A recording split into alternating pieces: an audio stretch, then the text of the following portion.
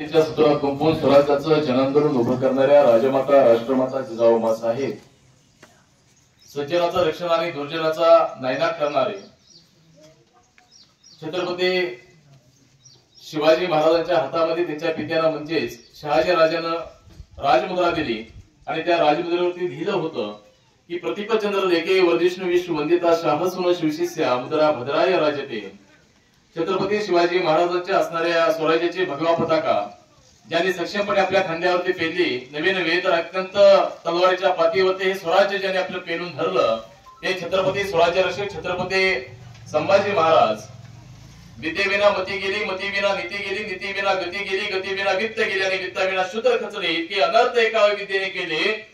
हे शिक्षणाचं महत्व समजून सांगणारे, या देशामध्ये स्त्रियांना शिक्षणाची संधी निर्माण करून देणारे, स्त्री शिक्षणाचे पुरस्कर्ते, सत्यशोधक समाजाच्या संस्थापक आणि 1 जानेवारी 1848 साली पुणे येथील बुधवार पेठेमध्ये भिड्यांच्या वाड्यामध्ये वाडा नंबर 395 मध्ये मुलींची शाळा काढणारे महात्मा ज्योतिबा फुले आणि त्याच्या प्रत्येक कार्यामध्ये जणू सिंहासारखं सोबत देणाऱ्या क्रांतीज्योती सावित्रीबाई फुले। मित्रांनो, मगाशी या ठिकाणी अनेकांनी भाषणं केली आणि भाषण करत असताना सुद्धा आपल्याला जो अधिकार मिळालेला आहे, जो बोलण्याचा, वागण्याचा, चालण्याचा, विहार करण्याचा अधिकार त्यांच्यामुळे मिळाला, त्याचं सगळ्यात महत्वाचं पहिलं कारण आहे की ज्या महामानवानं या देशामध्ये सुरुवातीला 1902 साली आरक्षणाची सुरुवात केली आणि छत्रपती शिवाजी महाराजांचा वसानी वारसा आपल्या खांद्यावरती पेलला आणि आपल्या कर्तृत्वाच्या जोरावरती लोकाभिमुख राजा झाला, असा लोककल्याणकारी राजा राजर्षी छत्रपती शाहूजी महाराज। छत्रपती शाहूजी महाराजांचा विचार त्यांनी संविधानाच्या माध्यमातून अंमलामध्ये आणला आणि सलग 2 वर्ष 11 महिने 18 दिवस एवढ्या अव्याहतपणे या भारताची राज्यघटना ज्यांनी लिहिली ते भारतरत्न डॉक्टर बाबासाहेब आंबेडकर। ज्या महामानवानं फक्त 1.5 दिवस शाळा पाहिली आणि 1.5 दिवसाच्या शाळेमध्ये जाऊन अवघ्या 1.5 दिवसाच्या शाळेच्या अनुभवावरती जवळजवळ 35 कथा, कादंबऱ्या, प्रवासवर्णने, चक्कर, लावण्या आणि साहित्य संपदा निर्माण केली। ते सांगली जिल्ह्यामध्ये वाळवा तालुक्यामध्ये वाटेगावचे थोर सुपुत्र साहित्यरत्न लोकशाहीर अण्णाभाऊ साठे, जे असं म्हणतात की मनोरंजनातून प्रबोधन आणि प्रबोधनातून परिवर्तन करणारा साहित्यरत्न म्हणजे अण्णाभाऊ साठे। नरवीर उमाजी नाईक आणि ज्यांची 299वी आपण जयंती साजरी करतोय ना, त्या राजमाता लोकमाता पुण्यश्लोक अहिल्यादेवी होळकर, ज्या अहिल्यादेवी होळकरांनी सांगितलं की बळ, बुद्धी, चातुर्य याच्या कर्तृत्वावरचे जो लोकाभिमुख राजा बनू शकतो, म्हणजे पूर्वीच्या काळामध्ये राजा हा राणीच्या पोटी जन्माला यायचा, परंतु स्वतःच्या कर्तृत्वावरती सुद्धा राजा बनू शकतो, हा ठाम विश्वास ज्यांनी आपल्याला दिला त्या लोकमाता आणि पुण्यश्लोक अहिल्यादेवी होळकर यांना मी प्रथमतः विनम्र अभिवादन करतो। आज जवळदे या गावामध्ये अहिल्यादेवी होळकरांचा जयंती उत्सव मोठ्या धामधुमीमध्ये सुरू आहे। सकाळी आपण या ठिकाणी रॅली काढली आणि ग्रामपंचायत मध्ये जाऊन आपण या ठिकाणी अहिल्यादेवी होळकरांचे असं पूजन केलं। अवघ्या गावामध्ये सगळं वातावरण हे अहिल्यामय झालेलं आहे। अवघ्या महाराष्ट्रामध्ये आजचा दिवस अत्यंत मोठ्या आनंदाने आणि अभिमानाने साजरा केला जातोय। मी सकाळी गाडीमध्ये बसल्यापासून इथपर्यंत येईपर्यंत वाटेला पाहिलं की लहान लहान असणारी मुलं, सर्वसामान्य लोकांच्या चेहऱ्यावर एक वेगळा आनंद दिसत होता। प्रत्येकाच्या गळ्यामध्ये असणारा पिवळा या ठिकाणी तो गमजा दिसत होता। लहान लहान मुलं आपला पिवळा झेंडा घेऊन सायकलवरती लावून अहिल्यादेवीची जयंती सकाळपासून या ठिकाणी चालू केलेली आहे, सुरू केलेली आहे।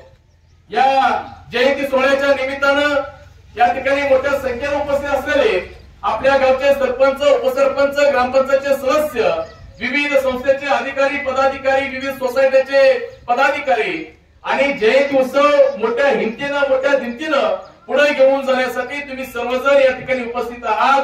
मला ज्यांनी निमंत्रित केलेलं आहे ते आपल्या गावचे विजय चोरवले हा माझा विद्यार्थी आहे।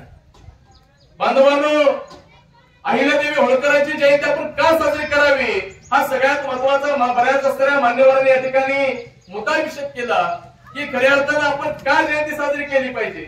महापुरुषांची जयंती साजरी करत असताना त्या पाठीमागचा हेतू आपला काय आहे हे आपण समजून घेतलं पाहिजे। आणि अत्यंत तळमळीनं मला विजयने फोन केला होता की सर आपण जयंतीच्या कार्यक्रमाला आलं पाहिजे। आणि खऱ्या अर्थानं विजयची आणि तुम्हाला सगळ्यांची तळमळ पाहता की निश्चितपणे साहेब आपण या ठिकाणी सांगितलं की पाठीमागच्या काळामध्ये आपला जयंती सोहळा हा सप्ताह म्हणून आपण साजरा करत होता। माझ्या माहितीनुसार महाराष्ट्रामध्ये नव्हे तर देशामध्ये असं एकमेव हे गाव आहे की ज्या ठिकाणी अहिल्या देवीची जयंती सत्तामूळ साजरा केली. तुम्हाला सलाम आहे, अत्यंत चांगल्या पद्धतीने आपण या ठिकाणी हा जयंती सोहळा साजरा करताय. मग खर तर मी नेहमी असं म्हणतो की हजारो लोकांच्या पुढे बोलतो, परंतु बऱ्याच वेळेला गर्दीपेक्षा दर्दी माणसं महत्वाची आहेत आणि त्या हजार लोकांपेक्षा तुम्ही इथं असणारे जे काही मुठभर माणसं आहात ते माझ्यासाठी अत्यंत महत्वाचे आहेत. बांधवांनो, तुम्हा सगळ्यांना माहिती आहे की छत्रपती शिवाजी महाराजांनी हे स्वराज्य निर्माण केलं आणि छत्रपती शिवाजी महाराजांचं स्वराज्य अनेक असणाऱ्या राजांनी पुढे दिलं. पण छत्रपती संभाजी महाराज असतील, छत्रपती शाहू महाराज पहिले असतील, याने स्वराज्य सांभाळलेलं होतं. छत्रपती शाहू महाराजांच्या काळामध्ये जो शेतकऱ्यांचा मुलगा आहे तो मुलगा म्हणजेच आपले मल्हारराव होळकर. मल्हारराव होळकरांचे वडील खंडोजी विरकर हे ज्या वेळेला पुण्याजवळ राजगुरू नावाचं एक गाव आहे, राजगुरुनगर, या राजगुरुनगरच्या जवळ असणारं वाघगाव नावाचं गाव आहे. त्या वाघगाववरून ते जात असताना त्याच्या फलटणजवळ निरा नावाची नदी आहे. त्या निरा नावाच्या नदीच्या काठावरती होळ नावाचं एक गाव आहे. त्या होळ नावाच्या गावावरती खंडोजी विरकरांचा मुक्काम पडला आणि बांधवांनो, त्याच वेळेला साधारणतः 16 मार्च 1693 साली मल्हारराव होळकरांचा होळ या गावामध्ये जन्म झाला आणि हे मल्हारराव होळकर लहानाचे मोठे होत गेले आणि विरकर हे नाव त्यांचं बदललं. होळ गावामध्ये जन्म झाला म्हणून त्याचं नाव झालं होळकर आणि हेच मल्हारराव होळकर जो लहान असणारा मुलगा परंतु प्रचंड तैलबुद्धीचा, प्रचंड धाडसी, साहसी आणि प्रचंड बुद्धिमान असणारा हा मुलगा वेगवेगळ्या लढायांमध्ये भाग घेऊ लागला आणि त्यांच्या अंगी असणारे संघटन कौशल्य. राजा हा राणीच्या पोटी जन्माला येत नसतोय तर कर्तृत्वावरती जन्माला येतो हे अहिल्याबाईंनी सांगितलं आणि त्याच धर्तीवरती पूर्वीच्या काळामध्ये मल्हारराव होळकरांनी त्यांच्या अंगी असणारे साहस, धाडस आणि त्यांच्यामधला असणारा धाडसीपणा या संघटन कौशल्याच्या जोरावरती त्यांना मध्य प्रदेशामध्ये इंदोरच्या असणारी सुभेदारी मिळाली. बांधवांनो, महाराष्ट्रामध्ये जायचं आणि मध्य प्रदेशामध्ये स्वतःचं संस्थानाने राज्य निर्माण करायचं हे आजच्यासारखं एखादा मतदारसंघ पुण्यामध्ये जाऊन शोधायचा आणि तिथं जाऊन उमेदवारी करायचं, निवडून यायचं इतकं सोपं नव्हतं. त्या काळामध्ये सत्ता संघर्ष होता आणि अशा सत्ता संघर्षामध्ये मल्हारराव होळकरांनी मध्य प्रदेशामध्ये इंदोर या ठिकाणी आपली राजधानी केली. बांधवांनो, मल्हारराव होळकर हे अत्यंत पराक्रमी राजा होते, पराक्रमी सुभेदार होते. आज आम्ही अखंड भारतामध्ये सांगतो की मराठ्यांनी अटके पार झेंडे लावले. अटके पार झेंडे लावले म्हणजे काय केलं तर पाकिस्तानमध्ये, आताचा जो पाकिस्तान आहे या पाकिस्तानमध्ये अटक नावाचा किल्ला, आताच्या पाकिस्तानमध्ये अटक नावाचा किल्ला आहे.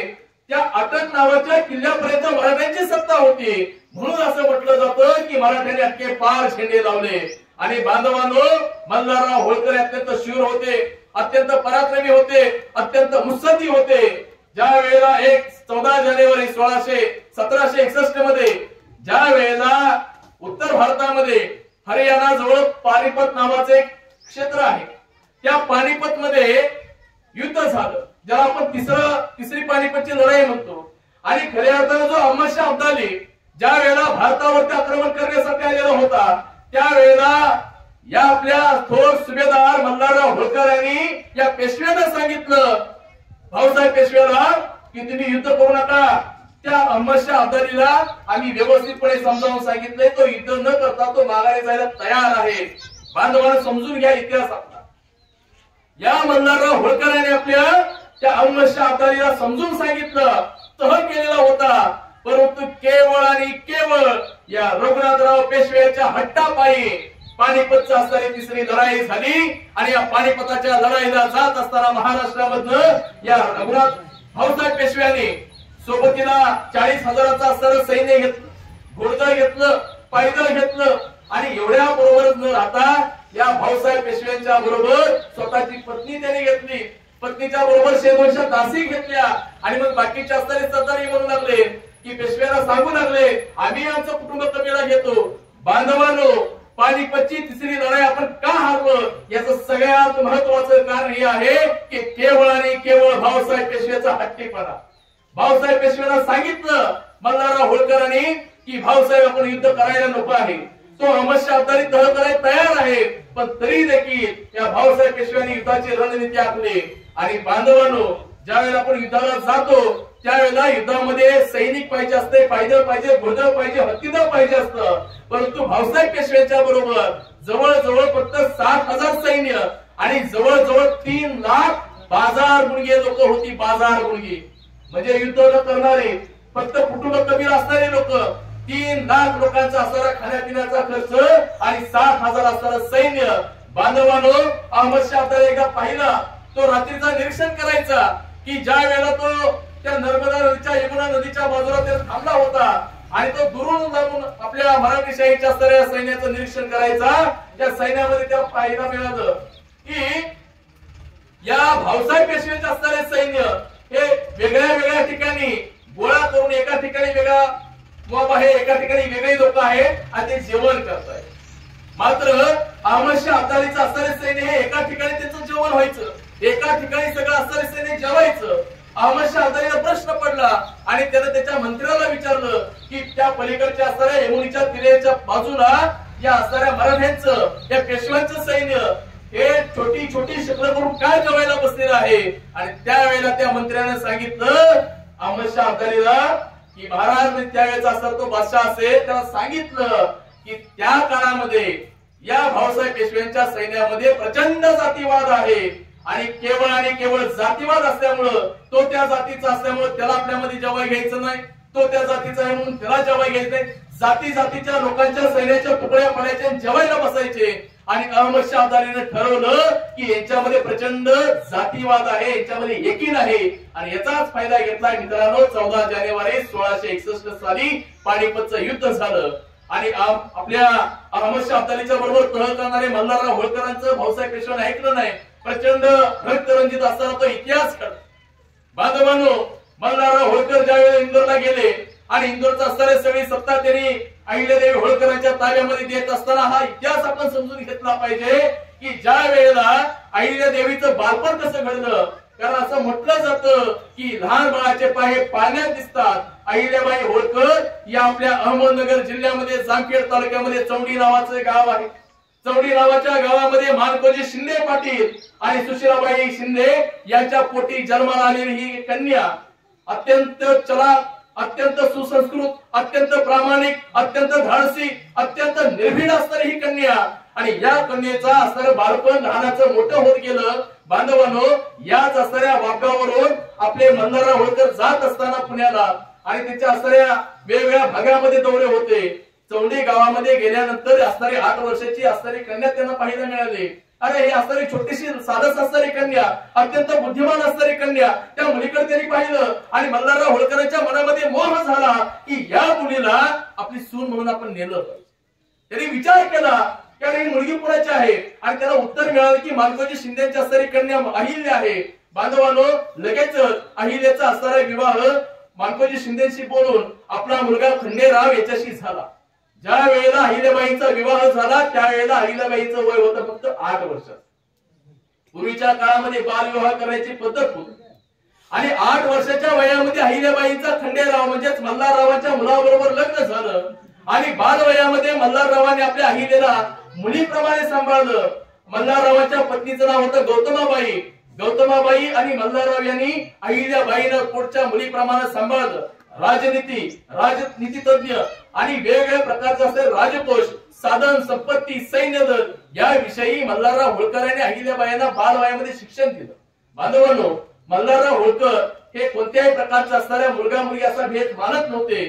सुनेला सुद्धा मुलीप्रमाणे त्यांनी त्या काळामध्ये सांभाळलं आणि मल्हारराव होळकर वेगवेगळ्या स्वारी करण्यासाठी बाहेरच्या भागामध्ये ज्यावेळेला ते युद्धासाठी जायचे त्यावेळेला तिथला कारभार अहिल्याबाई होळकर सांभाळायचे. अहिल्याबाईचा आणि खंडेराव होळकरांचा असणारा प्रपंच संसार सुरू झाला आणि या दरम्यानच्या काळामध्ये साधारणतः 1654 साली खंडेरावांचा म्हणजे अहिल्यादेवी होळकरांच्या पतीचा कुंभेरी या ठिकाणी एका रणसंग्रामामध्ये दुर्दैवी अंत झाला. अत्यंत लहान वयामध्ये, अत्यंत कमी वयामध्ये अहिल्यादेवी होळकर या विधवा झाल्या आणि विधवा झाल्यानंतर प्रचंड दुःख आलं आणि अशा दुःखामध्ये अहिल्यादेवी होळकर आपल्या पतीच्या निधनानंतर सती जायला निघाल्या. मित्रांनो, त्यावेळेला मल्हारराव होळकरांनी सांगितलं की अहिल्ये, तू सती जाऊ नकोस. तू जर सती गेली तर हे राज्य कोण बघणार, हे राज्य कोण चालवणार. कारण मल्हारराव होळकरांना हा असणारा एकुलता एक मुलगा खंडेराव होता.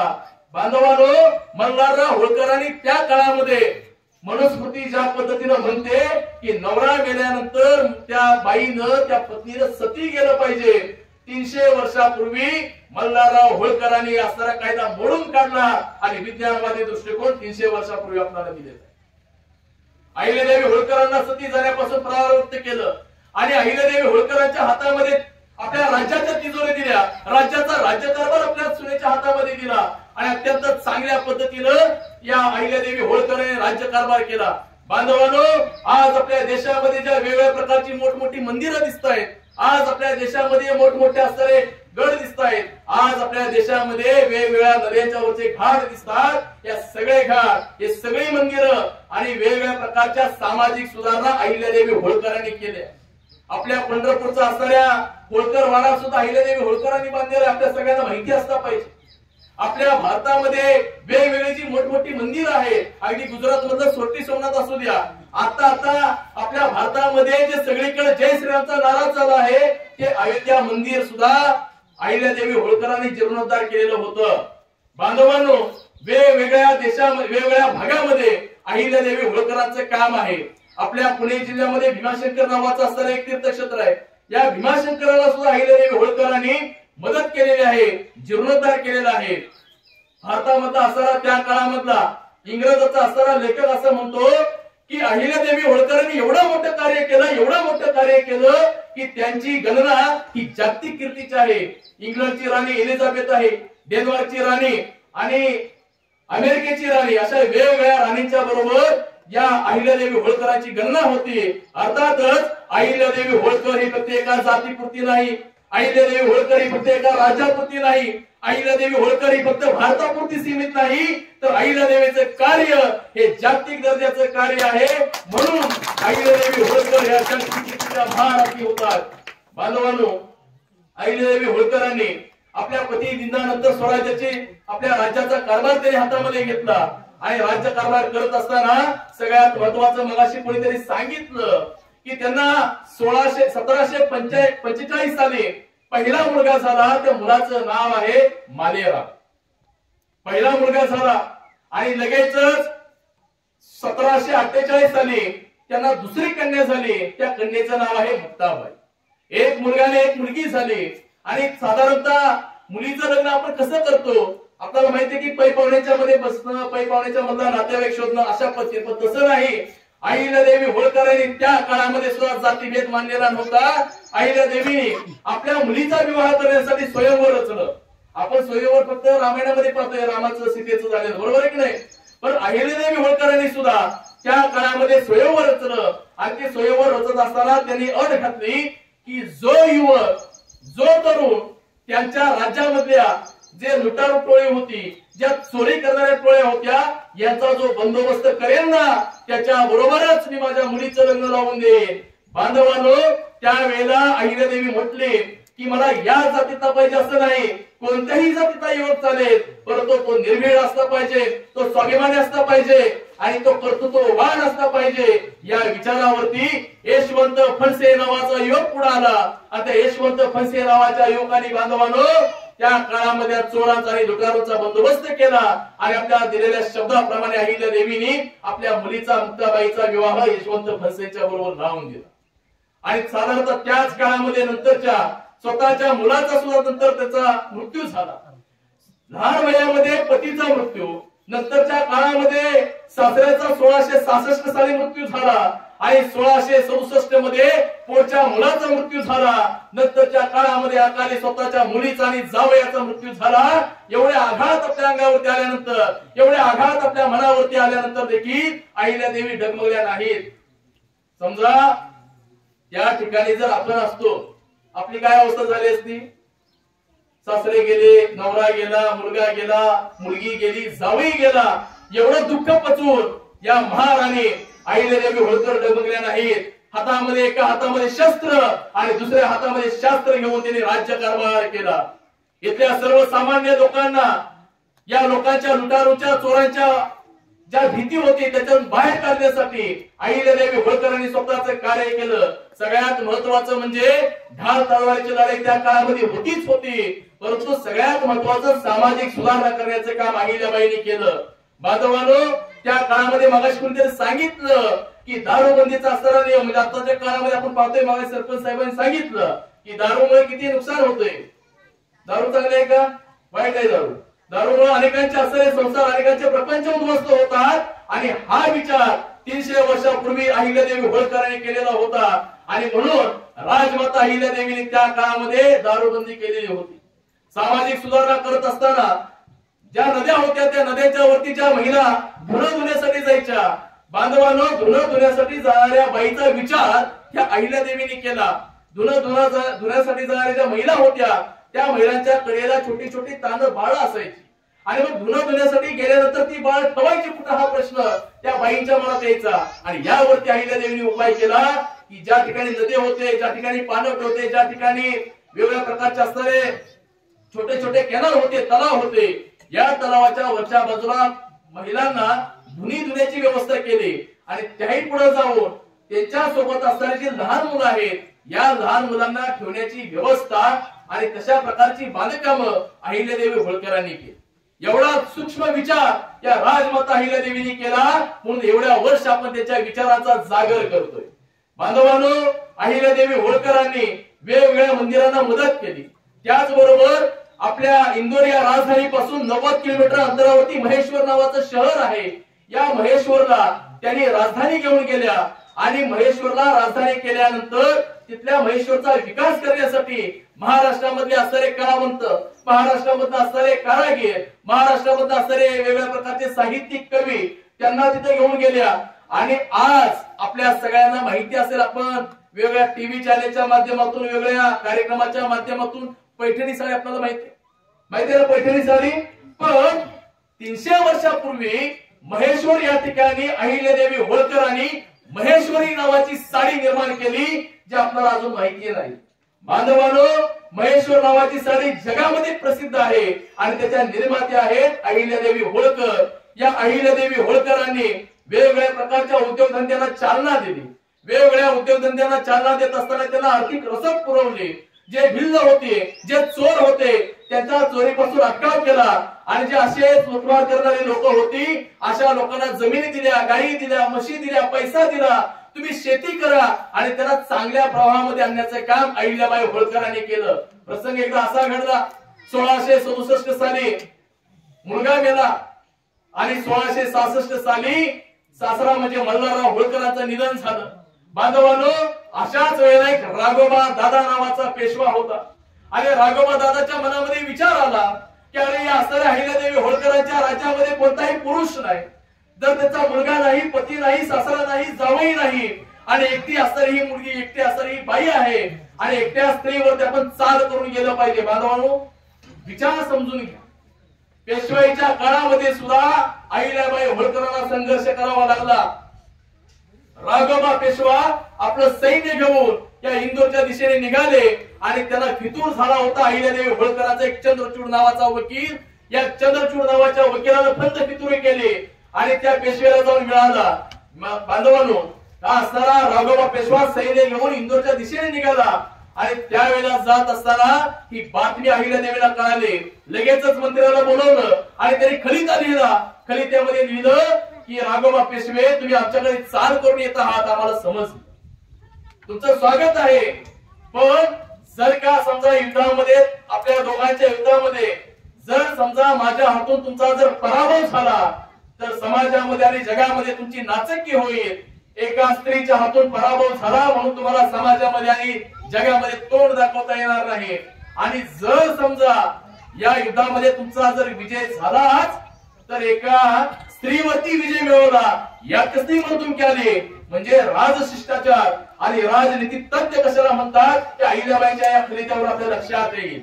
लगेचच या राघोबा दादाचा चेहरा उसळला, राघोबा दादा खजील झाला आणि आपला असणारा सुप्त जो डाव आहे तो अहिल्याबाईंना समजल्यामुळे राघोबा पेशवा घाबरला. आणि त्यावेळेला राघोबा पेशवा म्हणतो की अहो, तुमच्या मुलाचं निधन झालं, सासऱ्याचं निधन झालं आणि याची मी चौकशी आणि सांत्वन करण्यासाठी आलेलो आहे. बांधवांनो, याच वेळेला अहिल्याबाई म्हणतात की सांत्वन करण्यासाठी येत असताना तुम्हाला सैन्याची गरज काय आहे? तुम्हाला जर सांत्वन करायचं आहे तर पालखीमध्ये तुम्ही यायला हवं होतं, तुम्ही सैन्य घेऊन का आला आहात? राघव पेशवा शांत झाला, त्याला पुढे काय बोलायचं समजेना आणि त्याच वेळेला राघव पेशव्याला माघारी पाठवण्याचे काम अहिल्याबाई होळकरांनी केलं. बांधवांनो, हा गौरवशाली इतिहास आहे. अहिल्यादेवी होळकर यांनी जशा पद्धतीने राज्यकारभार केला तशा सामाजिक सुधारणा केल्या, वेगवेगळ्या लोकांना मदत केली आणि सगळ्यात महत्वाचं म्हणजे अहिल्यादेवी होळकरांनी आपल्या स्वराज्यामध्ये आपल्या राज्यामध्ये कधी जातीभेद मानला नाही, कधी कोणत्याही जातीला उलटून म्हटलं नाही, सर्व लोकांना सोबत घेतलं. छत्रपती शिवाजी महाराजांनी दिलेला वसा आणि वारसा त्या जगत होत्या आणि शिवरायांचा विचार त्या जगत होत्या. बांधवांनो, ज्या छत्रपती शिवाजी महाराजांनी 18 पगड जातीला आणि 12 बलुतेदारांना सोबत घेतलं, तशाच पद्धतीनं अहिल्यादेवीने सुद्धा सगळ्या जातीतल्या लोकांना सोबत घेतला आणि आपला कारभार केला. अहिल्याबाईंच्या बाबतीमधला दुसरा सगळ्यात महत्वाचा प्रसंग असा आहे की ज्या वेळेला अहिल्यादेवी होळकर आपल्या तारुण्यामध्ये होत्या आणि तारुण्यामध्ये असताना देखील अहिल्यादेवी होळकरांच्या बाबतीमध्ये मल्हारराव होळकरांनी सुद्धा विचार केला की या अहिल्यादेवींचा राज्यकारभार किंवा त्यांच्या हातामध्ये आपण कसा द्यायचा. बांधवांनो, मगाशी मी सांगितलं की मनुस्मृती नावाचा कायदा जो पूर्वीच्या काळामध्ये होता, या मनुस्मृतीचं दहन 25 डिसेंबर 1927 साली महाडच्या 14 तळ्यावरती डॉक्टर बाबासाहेब आंबेडकरांनी केलं. हा मनुस्मृती नावाचा कायदा असं म्हणतो की आज तुम्ही जे एकत्र बसलेले आहात ना, हा एकत्र बसण्याचा अधिकार सुद्धा तुम्हाला नाही. आज मी तर तुमच्या पुढे बोलतोय, हा बोलण्याचा अधिकार सुद्धा मला मनुस्मृती देत नाही, कारण मनुस्मृती ही धर्म व्यवस्था आणि वर्ण व्यवस्था मानणारी मनुस्मृती होती. या मनुस्मृतीमध्ये वर्ण व्यवस्था काय होती तुम्हाला सगळ्यांना माहिती असेल. एकूण 4 वर्ण होते, ब्राह्मण, क्षत्रिय, वैश्य आणि शूद्र. आणि या 4 वर्णामध्ये महिलांना कुठेही स्थान नव्हतं. अगदी ब्राह्मण समाजाची जरी महिला असेल तिलाही या 4 वर्णामध्ये स्थान नव्हतं. आणि अशा प्रकारच्या वर्ण व्यवस्था नाकारून मल्हारराव होळकरांनी आपल्या सुनेच्या हातामध्ये राज्यकारभार दिला.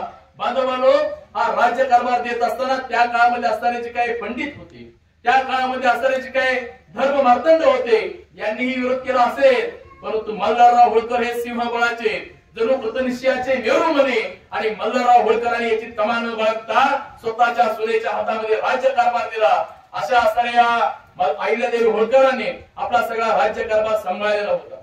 बांधवांनो, वेगवेगळ्या प्रकारच्या असणाऱ्या नद्यांच्या वरती घाट बांधत असताना आणि पाणपोया सुरू करत असताना अहिल्यादेवी होळकरांनी भारतभर भ्रमंती केली. त्या काळामध्ये असणारा एक इंग्रज लेखक असं म्हणतो की जगामध्ये आणि भारतामध्ये अहिल्यादेवी होळकरांच्या सारखा देशभर फिरणारा राजा किंवा देशभर फिरणारी महाराणी मी उभ्या आयुष्यात पाहिलेले नाही. म्हणजे महाराणी अहिल्यादेवी होळकर या फक्त राजवाड्यामध्ये बसून राज्य करत नव्हत्या, या फक्त आपल्या संस्थानापुरतं राज्य करत नव्हत्या, तर अखंड भारतभर त्या फिरल्या आणि भारतामध्ये जाऊन त्यांनी सामाजिक सुधारणा केल्या. अशा राजमाता अहिल्यादेवी होळकरांचा असणारा हा गौरवशाली इतिहास आपण समजून घेतला पाहिजे. थोडंसं मी जर आता बाजूला येतो, अहिल्यादेवी होळकरांचा इतिहास आपण ज्या वेळेला आपण ज्वलंत करत असतोय, अहिल्यादेवी होळकरांच्या असणाऱ्या इतिहासाची पान आपण ज्या वेळेला पाहत असतो, त्यावेळेला माझा एका गोष्टीवर आक्षेप आहे. काय आक्षेप आहे तो? तर अहिल्यादेवी होळकर या महाराणी होत्या, अहिल्यादेवी होळकर या राज्यकारभार करणाऱ्या त्या काळामध्ये महामाता होत्या, परंतु अलीकडच्या काळामध्ये इतिहासाचं विद्रुपीकरण केलं जातं आणि डॉक्टर बाबासाहेब आंबेडकर एका ठिकाणी असं म्हणतात की जो समाज, जो व्यक्ती स्वतःचा इतिहास विसरतो तो इतिहास घडवू शकत नाही आणि इतिहास घडवणारी माणसं इतिहास विसरू शकत नाहीत. बघा, आज आपण जर अलीकडच्या काळामध्ये पाहिलं तर अहिल्यादेवी होळकर ही राणी होती ना. राणी कशी असली पाहिजे? घोड्यावरती बसलेली, हातामध्ये काय पाहिजे? काय पाहिजे हातामध्ये? तलवार पाहिजे. म्हणजे जर घोड्यावरती बसलेली अहिल्यादेवी होळकर उजव्या हातामध्ये तलवार घेतलेली, डाव्या हाताने ते असं खोगीर धरलेलं, आणि मग अशा प्रकारची जर महाराणी जर आपण जर पाहायला लागलो तर आपल्या मनामध्ये चेतना निर्माण होईल, आपल्याला प्रेरणा मिळते इतिहासामधून. परंतु अलीकडच्या काळामध्ये अहिल्यादेवी होळकरांचं व्यक्तिमत्व हे अत्यंत संकुचित करण्याचं काम चालू झालेलं. अहिल्यादेवी होळकरांना काय केलं जातंय? आपल्याकडे पुतळा आहे, पुतळ्यामध्ये काय सांगितलं की अहिल्यादेवीच्या हातामध्ये काय आहे? पिंड आहे. तुमच्या डोक्यामध्ये तेवढंच बसलं पाहिजे. म्हणजे अहिल्यादेवीचा खरा इतिहास तुम्हाला समजला नाही पाहिजे. अहिल्यादेवी या अत्यंत निर्भीड होत्या, दराव होत्या, प्रामाणिक होत्या, हिंमतवान होत्या आणि त्या लढाऊ असल्यामुळे तुमच्यामध्ये सुद्धा ती लढाऊ वृत्ती आली पाहिजे. बांधवांनो, अनेक ठिकाणी अनेक महापुरुषांचं या ठिकाणी संकुचितपणा केला जातोय. माझं तर ठाम मत असं आहे की अहिल्यादेवी होळकरांचं त्या 100% धर्मपरायण होत्या, त्यांची शिवावरती भक्ती होती, मान्य आहे. परंतु आपल्या महाराणी अहिल्यादेवी होळकर या लढाऊ होत्या, जिगरबाज होत्या, त्या स्वाभिमानी आणि प्रामाणिक होत्या. त्यामुळे त्यांच्या हातामध्ये तलवार असली पाहिजे, कारण तलवार हे लढण्याचं असणारं सामर्थ्य देणारं एक प्रतिनिधी करणारं नेतृत्व आहे. त्यामुळं तलवारीचं असणारं महत्व तुम्हाला सगळ्यांना माहिती आहे. कारण आजपर्यंत ज्या ज्या महामानवाने इतिहास घडवला तो तलवारीच्या पाठीवरती घडवलेला आहे. त्यामुळं आजच्या काळापासून इथून पुढेही ज्यावेळेला आपण एकमेकांना भेट देऊ, अहिल्यादेवी होळकरांची प्रतिमा त्यावेळेला शक्यतो घोड्यावर बसलेली आणि हातामध्ये तलवार असलेली प्रतिमा आपण दिली पाहिजे, असं या निमित्तानं मला सांगायचं. बांधवांनो, अनेक महापुरुषांनी आपल्या भारताला समृद्ध करण्याचं काम केलं. ज्या पद्धतीनं अहिल्यादेवी होळकरांचं काम मोठं आहे, त्याच पद्धतीनं अलीकडच्या काळामध्ये म्हणजे स्वातंत्र्यपूर्व काळामध्ये आणि स्वातंत्र्यानंतर सुद्धा छत्रपती राजर्षी शाहूजी महाराजांनी सुद्धा कोल्हापूर संस्थानामध्ये काम केलं. अहिल्यादेवी होळकरांनी ज्या पद्धतीनं सामाजिक सुधारणा केल्या, अहिल्यादेवी होळकरांनी ज्या पद्धतीनं महेश्वरमध्ये उद्योग व्यवसाय वाढवले, त्याच पद्धतीनं भारतामध्ये त्यांनी उद्योग व्यवसाय वाढवले. आणि अशा या गौरवशाली इतिहास लाभलेल्या आपल्या सगळ्यांचं आदराचं स्थान असलेल्या राजमाता अहिल्यादेवी होळकर हे वृद्धापकाळामध्ये वयाच्या 70व्या वर्षी साधारणतः महेश्वरमध्येच वयाच्या 70व्या वर्षी त्यांचं निधन झालं. बांधवांनो, अहिल्यादेवी होळकर, राजा मल्हारराव होळकर, यशवंतराव होळकर, तुकोजीराव होळकर यांचा असलेला गौरवशाली इतिहास आपण नेहमी या ठिकाणी जागवला पाहिजे. अलीकडच्या काळामध्ये अनेक असणारे लोक आपल्या इतिहासाचं विद्रुपीकरण करतायत. अलीकडच्या काळामध्ये अनेक लोक आपल्या महामानवाला संकुचित करण्याचे काम करतायत. मला अशी कुणीतरी सांगितलं की या ठिकाणी छत्रपती शिवाजी महाराजांची जयंती असेल तर अमुक एका जातीने केली पाहिजे. शिवाजी महाराज काही एका जातीचे होते का? अजिबात. छत्रपती शिवाजी महाराजांनी स्वराज्याचं या ठिकाणी निशाण रोवलं म्हणून आज असणारा भारत देश आपल्याला, आपला महाराष्ट्र या ठिकाणी सुखान दिसतोय. छत्रपती शिवाजी महाराज, डॉक्टर बाबासाहेब आंबेडकर, महाराणा प्रताप, त्याचबरोबर 2500 वर्षापूर्वीच्या महामानवानं इथल्या भारतामध्ये विज्ञानवाद पेरला. तो महामानव म्हणजे तथागत भगवान गौतम बुद्ध. गौतम बुद्धाच्या बाबतीमध्ये तर प्रचंड अंधश्रद्धा आहे. गौतम बुद्ध एका राजाचा मुलगा होता, परंतु आज आपल्या समाजामध्ये अनेक लोक असे आहेत की गौतम बुद्ध म्हणजे एका जातीचा माणूस. अजिबात नाही. गौतम बुद्ध हा क्षत्रिय होता. गौतम बुद्ध एका राजाचा मुलगा. आणि समाजामध्ये दयनीय अवस्था पाहिल्यानंतर गौतम बुद्धांनी बांधवांनो घरादाराचा त्याग केला. विचार करा, एखादा ग्रामपंचायत सदस्य झाला, 5 वर्षाची टर्म संपल्यानंतर त्याला वाटते की बाबा अजून 5 वर्ष मला वाढून पाहिजे. वाटतंय ना सांगा? पण गौतम बुद्ध हा राजाचा मुलगा, एवढं सगळं ऐश्वर्य घरामध्ये पायामध्ये लोळत असताना सुंदर राजवाडा, सुंदर पत्नी, सुंदर मुलगा, ऐश्वर्य या सगळ्याचा त्याग केला आणि जगाच्या कल्याणासाठी घरादाराचा त्याग करणारा तथागत भगवान गौतम बुद्ध होते. बांधवांनो, हा विचार आपण समजून घेतला पाहिजे. कोणतेही महामानव एका जातीपुरते मर्यादित नाहीत. अहिल्यादेवी होळकरांनी एका जातीपुरतं काम केलं नाही. छत्रपती शिवाजी महाराजांनी एका जातीपुरतं काम केलं नाही. डॉक्टर बाबासाहेब आंबेडकरांनी एका जातीपुरतं काम केलं नाही. अशा महामानवांचा असणारा हा जाग आपण विचाराच्या माध्यमातून इथून पुढच्या काळामध्ये आणि नव्या पिढीकडे आपण देऊया. याच मी तुम्हाला या निमित्तानं शुभेच्छा देतो. खऱ्या अर्थानं या कार्यक्रमासाठी मला ज्यांनी बोलवलं होते विजयचं मनापासून या ठिकाणी मी आभार व्यक्त करतो. आणि तुम्ही सुद्धा आपला असणारा हा गौरवशाली इतिहास इथून पुढच्या काळामध्ये जास्तीत जास्त तेजोमय करण्याचा आपण प्रयत्न करूया. आपल्या समाजाच्या असणाऱ्या संघटना एकत्र येऊया. सगळे लोक एकत्र आला तर आपल्या समाजाची प्रगती होईल. अनेक प्रश्न आपल्या पुढे आहेत. अनेक प्रश्नांच्या वरती जर उत्तर मिळवायचं असेल तर त्याला एक आणि एकमेव कारण आहे, एकी असली पाहिजे. जर आपल्यामध्ये एकी असेल तर कुणाची दिशा आपल्या विरोधात जायची हा विचार आपण घेतला पाहिजे. म्हणून वेगवेगळ्या प्रकारचे प्रश्न असतील, त्या प्रश्नावरती जर तोडगा काढायचा असेल तर आपल्यामध्ये एकी असले पाहिजे. म्हणून तर छत्रपती शिवाजी महाराज म्हणतात की भाजीच्या देठाला म्हणजे भाजीच्या देठापेक्षा गवताच्या काडीपेक्षा गवताच्या पेंडीला महत्व आहे. त्यामुळे आपल्यामध्ये एकी असणं गरजेचं आहे. हीच एकी इथून पुढच्या काळामध्ये आपण ठेवावी. अशाच प्रकारचा अहिल्यादेवी होळकरांचा, मल्हारराव होळकरांचा आणि यशवंतराव होळकर या होळकरशाहीचा अवघा सगळा असणारा इतिहास इथून पुढच्या पिढीपर्यंत तुम्ही मोठ्या ताकदीने घेऊन जावा. आणि ज्या पद्धतीने आपण करत आलेलो आहात तसाच या जयंतीचा सप्ताह इथून पुढच्या काळामध्ये मोठ्या हिमतीने आपण करावा अशा मी तुम्हाला शुभेच्छा देतो आणि पुन्हा एकदा आपल्या सगळ्यांचा मनापासून आभार मानतो आणि या ठिकाणी सांगतो जय हिंद, जय महाराष्ट्र.